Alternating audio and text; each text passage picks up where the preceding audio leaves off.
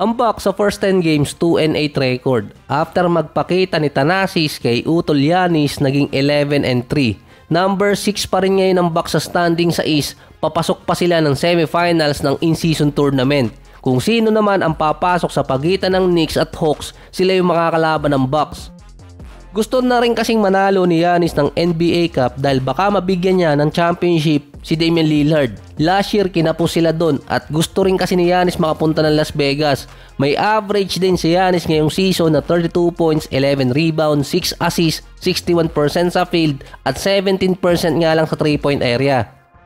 Si Giannis ang leading scorer ngayon sa NBA. Biglang pasok pa siya sa MVP ranking. Actually, taon-taon naman kasama talaga si Giannis sa MVP. Top 3 sa ranking si Giannis kasama si Jokic at si Luka.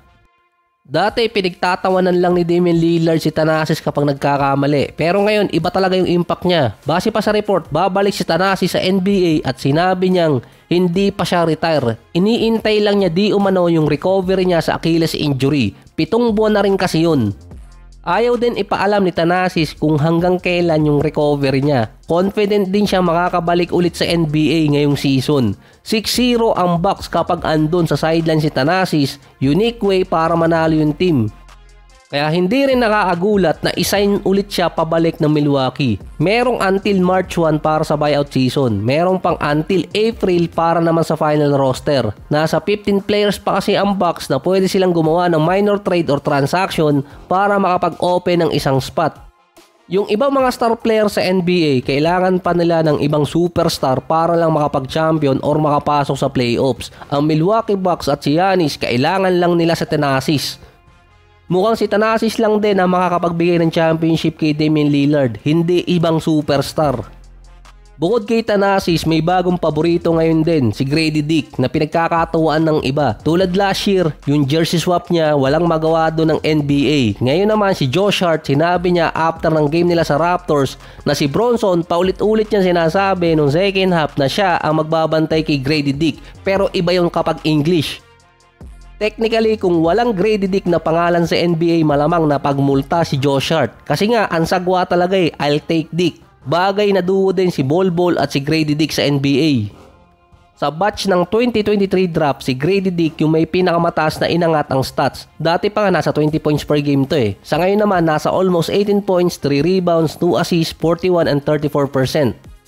Siya yung next man up kay Scottie Barnes dahil na-injured na naman. Siya din yung third leading scorer ng Raptors. Ang reason din kung bakit nabigyan ng pagkakataong pumasok si Dick dahil injured si Quickly.